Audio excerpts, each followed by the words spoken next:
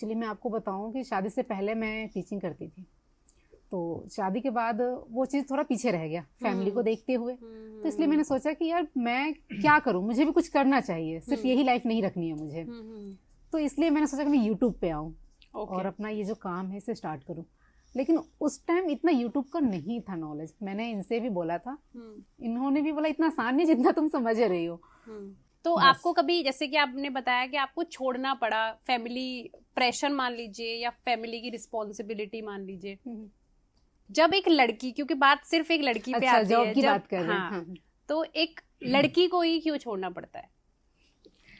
सही बताऊं, क्योंकि ये जो चीज है ना, मैं किसी पर्टिकुलर इंसान के लिए नहीं कहूंगी, हर एक इंसान के लिए ऐसा होता है कि वो बचपन से ही माइंड में रहता है, रहता नहीं है, डाला जाता है। जब एक बेबी बर्न होता है, चाहे वो बॉय हो या गर्ल हो, उनके माइंड में डाला जाता है कि ये जो लड़का है ना, ये जाएगा जॉब करने और ये लड़की है ना घर में खाना बनाएगी। एग्जैक्टली ये जो है ना, इस थिंकिंग को चेंज करना है। इसी की वजह से ऐसा होता है कि शादी करके लड़की ही तो आई है ससुराल में, तब वो खाना बनाएगी, हस्बैंड तो है जॉब करने के लिए। तो ये हो जाता है। ऐसा नहीं कि किसी ने प्रेशर दिया या कुछ भी। रीजन थोड़े बहुत थे कि मेरे जो मम्मी है उनकी तबीयत खराब रहती थी, तो मुझे ऐसा लगा कि नहीं, अभी मैं कंटिन्यू नहीं कर सकती, क्योंकि तब मेरा जो एमए है वो फाइनल चल रहा था। ओके। उन्होंने बहुत हेल्प की। मैंने फाइनल का जो एग्जाम क्लियर करते हैं वो मैंने ससुराल में ही किया है अपने इस बेटे के साथ। ओके। ये गोद में था, मेरा फीड करता था। ओके। और एग्जाम देने गई मैं, वहां पे मेरी जो सासू माँ है वो इसको लेके गई।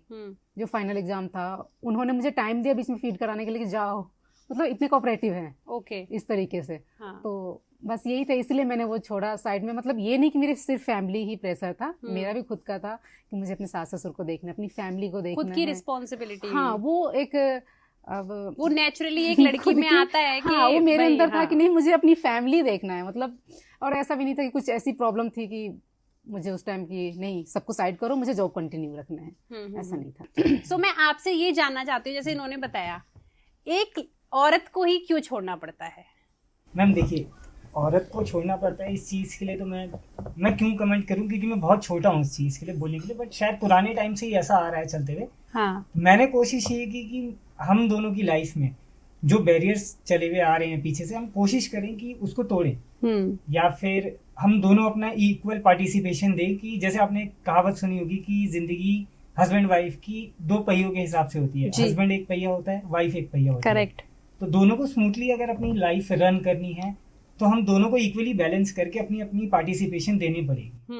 नहीं, पार्टिसिपेशन तो मुझे समझ में आ गया। मैं जानना चाहती हूँ कि जैसे इन्होंने बोला कि फैमिली प्रेशर में, क्योंकि देखिए फैमिली प्रेशर दोनों के ऊपर होता है। अगर एक दो पहिए चल रहे हैं तो एक तरफ हस्बैंड है, एक तरफ वाइफ है ना, तो वाइफ को ही क्यों छोड़ना पड़ रहा है? मैं ये जानना चाहती हूँ आपसे। एक औरत ही क्यों बलिदान करे? अगर वो जॉब करना चाहती है तो वो क्यों छोड़ रही है अपनी फैमिली रिस्पॉन्सिबिलिटी के लिए? मेरे परिवार में तो ऐसा कभी हुआ नहीं, ना ही मेरे माता पिता ने। मैं ये नहीं कह रही कि मैं आपकी फैमिली में जानना चाहती हूँ आपके व्यू क्या है इसमें। मैम गलत है वैसे कि एक औरत ही छोड़े, तो ये चीज गलत है। क्योंकि देखिए मेन आदमी जॉब क्यों करता है? मेन सोर्स पैसे के लिए करता है, राइट?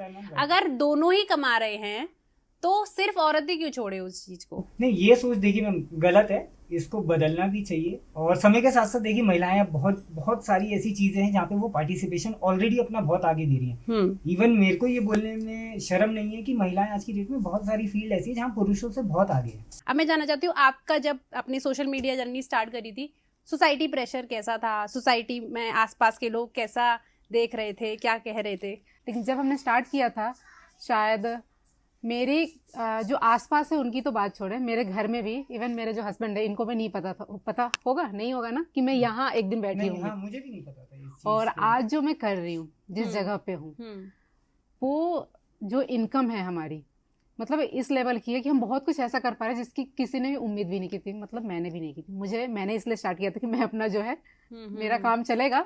वो नहीं होता है कि चलो मेरी फैमिली में सब कुछ है, सब कुछ ठीक है।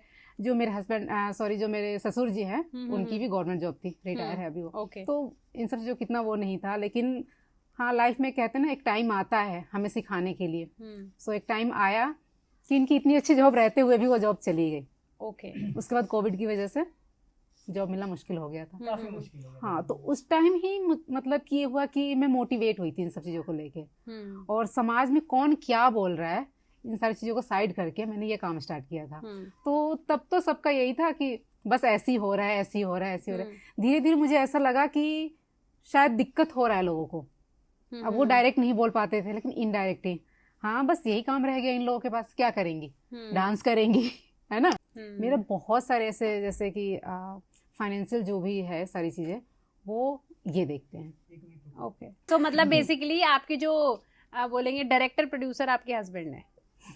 नहीं, डायरेक्टर तो नहीं बोल सकते हैं। ओके, वो सब कुछ मेरा ही होता है। ओके, ये उसमें सपोर्ट नहीं करते हैं। हाँ, बट एक होता है ना कि अब मैं यहाँ से अर्न कर रही हूँ, तो हाँ, लोगों को ये लगता है कि मतलब कि अगर मैं जो अर्न कर रही हूँ वो 100% मेरा है, लेकिन मुझे पता है कि वो मेरा 50% है, 50% इनका है।